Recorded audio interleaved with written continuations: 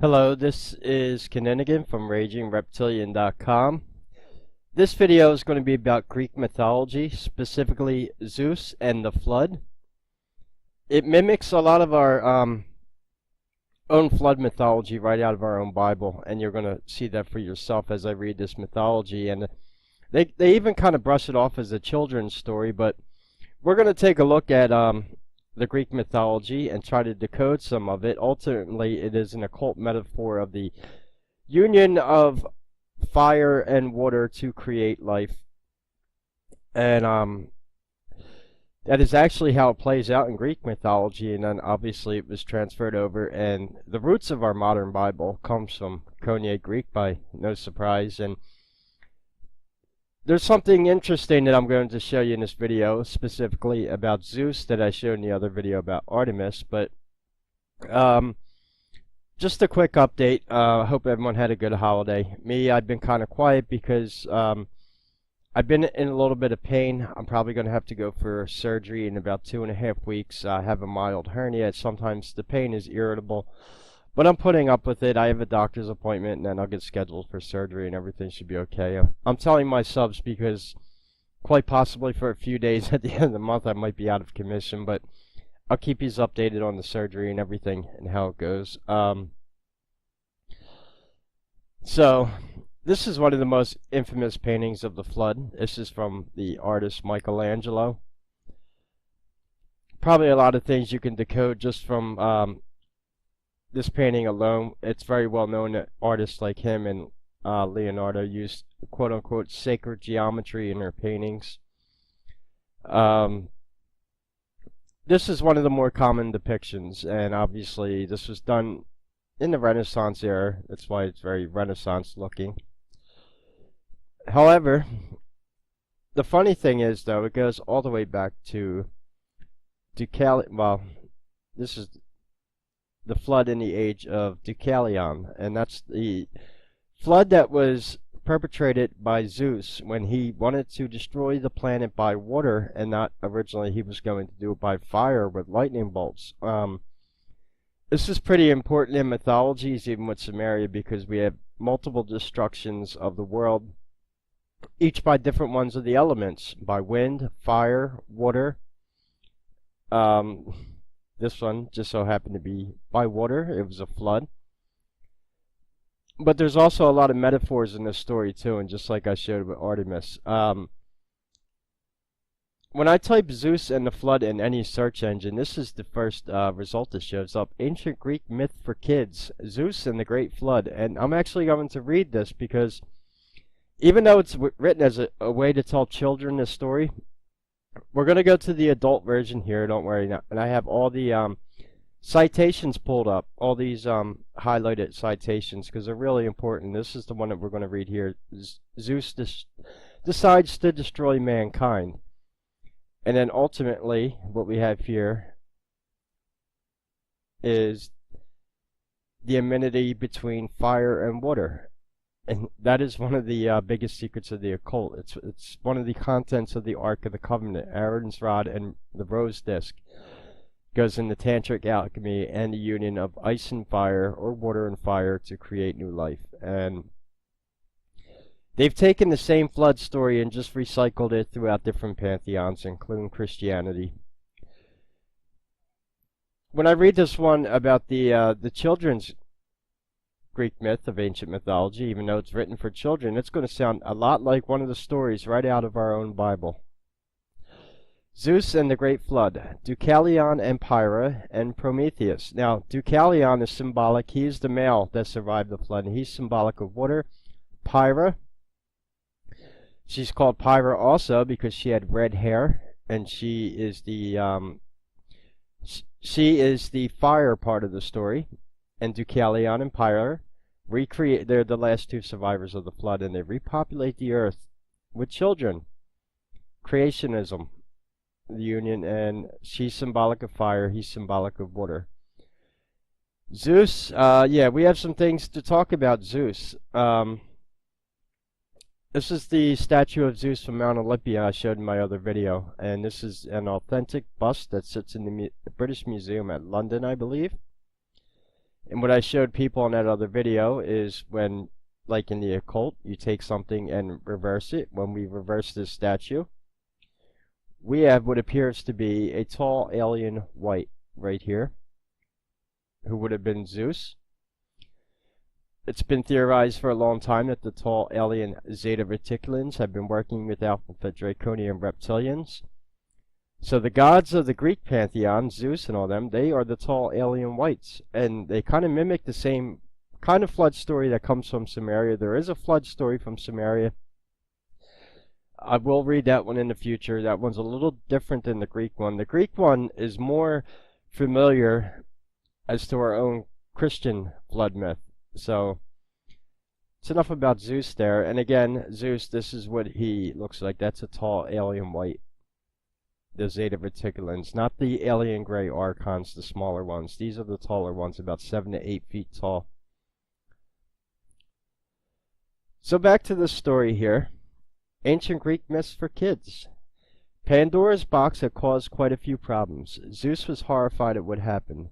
After the box had opened, Zeus looked down on earth from Mount Olympus. He saw fights and riots and wars and murders, even though it was Zeus himself who had loaded Pandora's box with all kinds of terrible things. Zeus was determined to punish mankind for the terrible behavior he saw. He decided man had to go. Man was a mistake.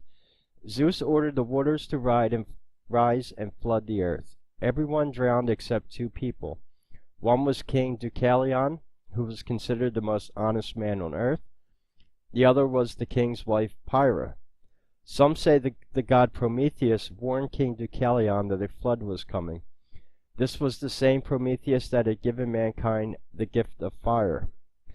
Not only did Prometheus have a kind heart, but King Deucalion was Prometheus's son. He knew how much his son loved his mortal wife. Prometheus told his son to build a sturdy boat and stock it well. His son knew that Prometheus could see into the future. He also knew that his father had trouble explaining what he saw in his visions.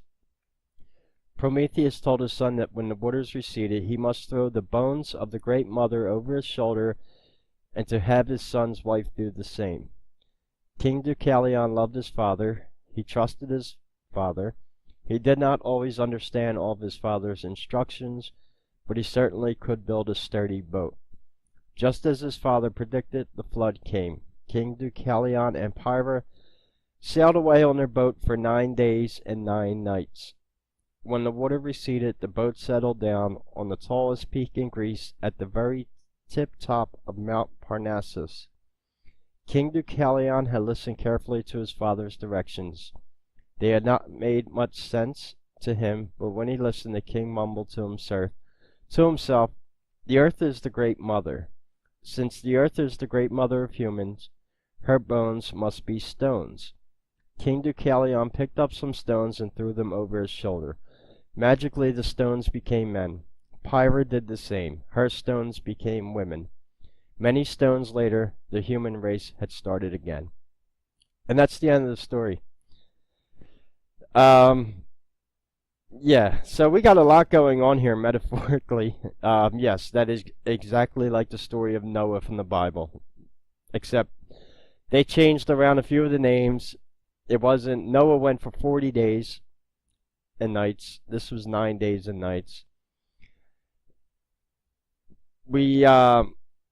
What's very interesting when we talk about the stuff about mud fossils also, them throwing stones, saying that the stones themselves are part of the great Mother Earth, or Gaia, and hurling stones to create humans again after the flood. Now Pyra, what's interesting, because there's been a lot of mythology around red-haired women, but this is just the depiction of the Greek goddess Pyra. She was red-headed. And I told you she is symbolized by fire. That's what Pyra actually stands for. Like, you've heard of pyromaniac? That's where it's rooted from. Deucalion, he was a king, obviously symbolized by water. It will be their union that's going to recreate life on the earth. Now, you heard something in there about Pandora's box. And yes, one of their parents was Pandora. I believe it was Pyra. Yes, in Greek mythology, Pyrrha was the daughter of Epimetheus and Pandora. I'll make a video on Pandora's box and what the actual mythology behind that is. I believe it mimics a lot of the story from the epic of Gilgamesh, with Gilgamesh rejecting the love of a woman and her sending the bull of heaven after him. There's even some metaphors in this Greek flood myth about a bull, which is pretty interesting. However, when the box is open and all the evil is released from Pandora's box, Zeus decides to eliminate the whole entire planet, all life on Earth, by flooding it. Sounds a lot like the modern day Agenda 21, doesn't it? Nothing new under the sun. Yep. So, the part that were really interesting, I'm going to blow this up so you can read along with me, is Zeus decides to destroy mankind. This part here. When Zeus, through the abominable action, had learned the degree of degeneration that the human race had reached after assembling the gods, had decided to destroy them, he first thought of hurling his thunderbolts against the world. But remembering that it was fated that there was be a time for the world to be destroyed by fire, obviously referring to multiple destructions of civilization, because it was this time it was supposed to be destroyed by water. There's been multiple floods. Well, it wouldn't be a flood story, but destruction by fire, destruction by water, destruction by wind. He preferred to let the human race be washed away by waves, and thus put an end to mankind through water. So he shut down the north wind, Boris, up in the cave of Aeolus. Now, I pulled up, like I said, I pulled up all these citations. We're looking for this one right here. These are very interesting because this is Aeolus. It was named after Aeolians of Thessaly. He was the king of the Aeolian Islands, north of Sicily.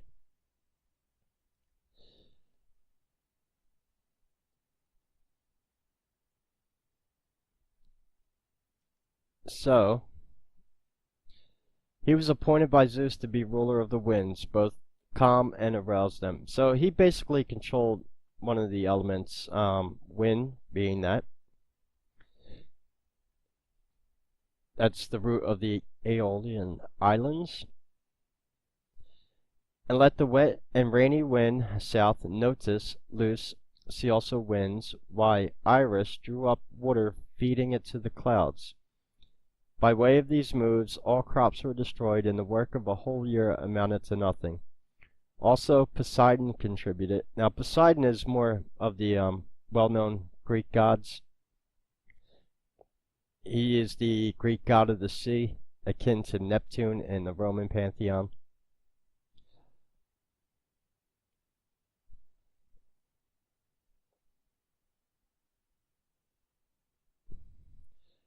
For he assembled the river gods. Now, the river gods, this is pretty interesting. This is an artifact that comes out of Greece, and we're looking at the representation here of the quote-unquote river gods.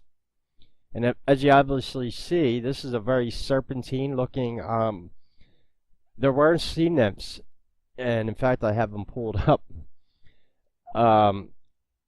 So, I don't know if this is supposed to be symbolic of reptilian or of a sea nymph, but these are the river god who wrestled against Hercules for the hand of Deianira in the shape of a bull, and got one horn broken, which he recovered by giving the horn of Amalthea in its stead. Now that sounds a lot like the epic of Gilgamesh, with Gilgamesh destroying the bull of heaven. And then we have a bull tied into the same, kind of the same way, being destroyed by the river god. Not saying that would be Gilgamesh in the Sumerian pantheon. Now, this is Iris, I just mentioned her, and she's symbolized by a rainbow. She's a messenger of the gods.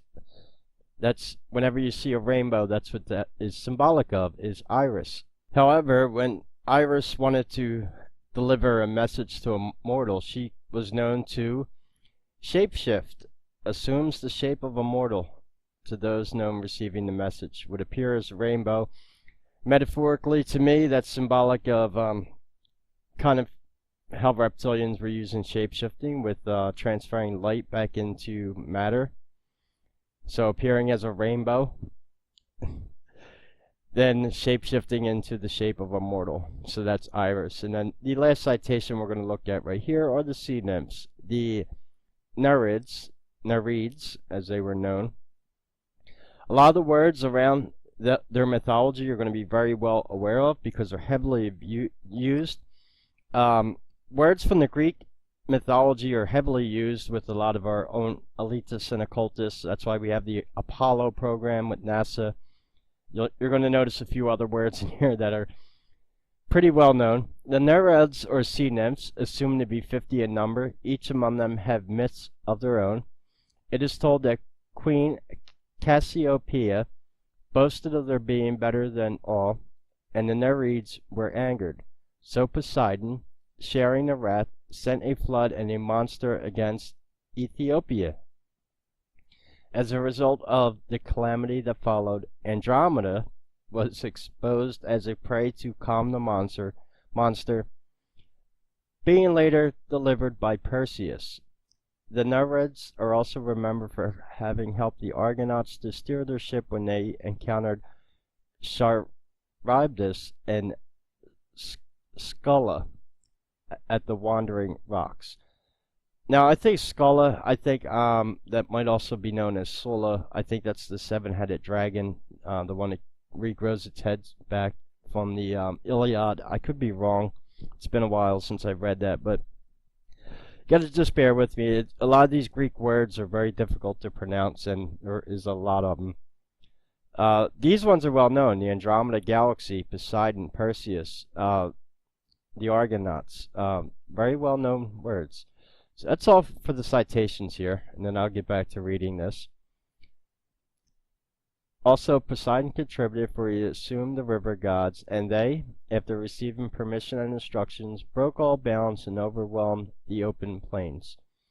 And so what happened to the crops had to be considered as a detail of no significance compared to the waves that started to sweep away houses and shrines until the water covered the highest towers. Thus, in very short time, the whole world was turned into a worldwide sea without shores.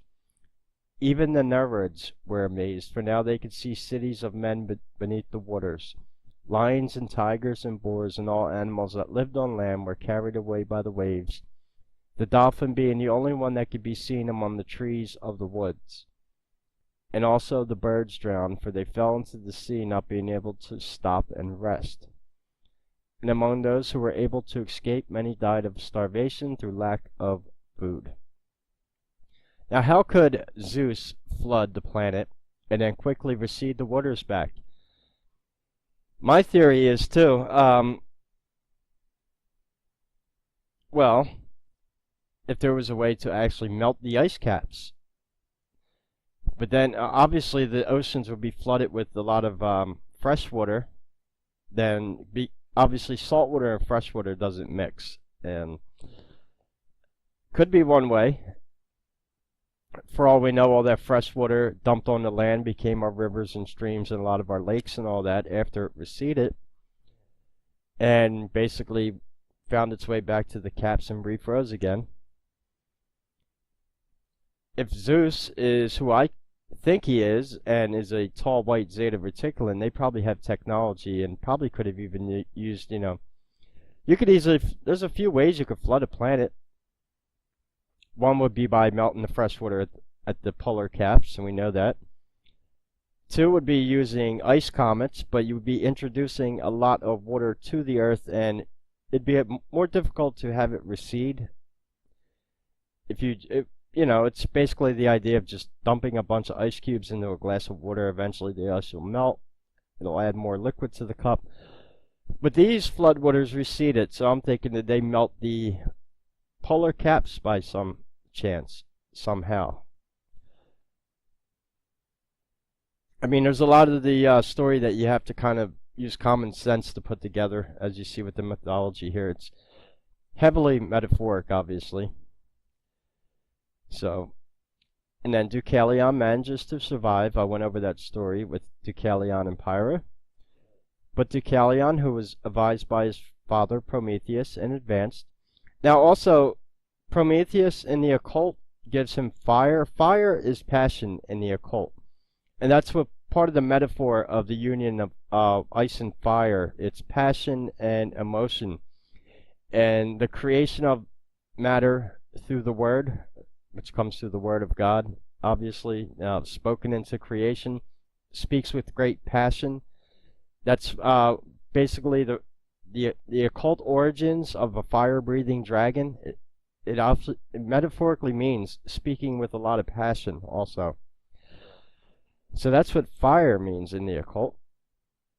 In advance, constructed a chest, and having stored it with provisions, he embarked in it with his wife Pyrrha, floating in the chest over the sea for 9 days and as many nights. They drifted to Parnassus, a mountain in Phocis, where they landed when the rain ceased. For now, Zeus, seeing that the world was a stagnant pool, and the only survivors were Deucalion and Pyrrha, innocent, pious, and scrupulous of both right of them, opened the sky. As the rain stopped falling and the waters calmed, land appeared once more, and the sea recovered its shores. Likewise, the rivers came back to their channels, the hilltops became visible, and as land rose up, the trees showed their tops, and finally the world was restored. When the flood was over, Deucalion and Pyrrha, having come to Mount Parnassus, worshipped the Corycian nymphs, deities living in the mountain, and Themis, the goddess who kept the oracles. Alone in the world. So Deucalion realized that this restored world was an empty world, and however difficult or impossible it is to live with other men and women, even more difficult and more impossible is to live without them, in complete loneliness. And that is why, noticing that silence filled the lands that had been left desolate, he burst into tears and trembled at the thought of being left completely alone. Now him crying, another metaphoric reference to him being water, obviously. It's something very metaphoric with him crying there. What would your feelings now if you had been rescued all alone? Who would console your grief? Be assured that if the sea held you, I would follow you, my wife, and the sea shall hold me. Deucalion to Pyrrha in Ovid, Metamorphosis. But after a while, believing that prayers are better than tears, and convinced that when no man can help, God might lend a hand, they decided to appeal to the power of heaven, asking for aid through oracles, as race as hard as its origin. So, after sprinkling drops from the waters of the river Cephissus on head and clothing, they went to the shrine of Themis and asked her to tell them what it means when they could restore the human race. And the goddess answered, "With veiled heads and loosened robes, throw behind you as you go to the bones of your great mother." Now again, the great mother is Mother Earth, or Gaia. They threw the stones because they thought that using this was bones of Mother Earth. That's what they thought the stones were. Doing as Themis had told them, they took up stones from what they understood the oracle, and threw them over their head, and the stones which Deucalion threw became men, and the stones thrown by Pyrrha became women. From this comes, they say, the hardness of our race, for this race had been considered to be the living proof of its own origin. But others have said that Zeus sent Hermes to Deucalion and allowed him to choose what he would, and he chose to get men. Now this last part is pretty mind-boggling, because as we have with the story of Noah, in which they explain that animals were stuffed into the ark to repopulate the earth, this is how they touch on that angle of it in the Greek mythology, which, you know, I kind of shake my head at it, because it's like, animal life restored. The earth is then said to have spontaneously produced anew all other species, restoring animal life. When the moisture left by the flood united with the heat from the rays of the sun, new creatures were conceived by the earth, partly restoring their ancient shapes and partly creating new ones. For they all, life grows from the inharmonious harmony that results from enmity between fire and water. Deucalion had children by Pyrrha in more regular way. One of them is Helen, after whom Helens is named. Another of his son, Amphictyon, became king of Athens, having expelled Cranius from the throne. Another son, Orestheus, became kings of the Lycurians. So they actually did have real children through conventional means, and not just throwing stones. So the throwing of the stones, is that some type of metaphor to mud fossils? We definitely have a reference in the Bible about man being created by clay. So a lot of the metaphors are there in the same stories. But that's pretty much it for the Greek mythology. Every one of these gods and deities involved in the story has their own stories of their own. I'm just hitting the surface when it comes to a lot of the ancient Greek mythology, but I find the flood one to be pretty fascinating because it mimics our modern Christian flood myth. It's the closest one, obviously, with even Deucalion and Pyrrha building a boat or a chest to float in the ocean for 9 days and 9 nights, and then them repopulating the earth. So kind of the same story of Adam and Eve, except with this one, Pyrrha is the daughter of Pandora, the infamous story of Pandora's box, and I made that video on my other channel. I'll redo that with the similarities between, it might be on this channel, I've made a lot of videos, the similarities between Pandora's box and the story of the serpent and the Garden of Eden. Yes, they are exactly the same. So anyway, I'll leave these links in the description. There's only 2 links to leave. Well, I'll leave this one here about Pyrrha from Wikipedia if you want to read about it, and this one, the flood in the age of Deucalion. Which is good about this site is all these names and different things have citations linked to them, which you can click on and read about. It's very good, informative site. Just gives you the pretty much facts. They have a lot of real pictures and artifacts here, which is what I like about it. And of course this one, I'll leave. Zeus and the Great Flood, mythology for kids. You know, because, well, that's the way they mock it nowadays. And this is how they probably want the story to be remembered. They don't want you to know about all those other things that you have to read between the lines, especially with these citations. Everything from shape-shifting rainbows to the sea nymphs, the river god with the bullhorn sitting on a serpent. Very interesting things. So that's going to be all for this video. I think I'm just going to name it Zeus and the Great Flood, Ancient Greek Mythology. That's how most people recognize it as. Deucalion is not as known. Should be. I know that Pyrrha is pretty known. A lot of people know that the word pyromaniac is rooted from her. Again, but it is a metaphor of the union of water and fire to create life.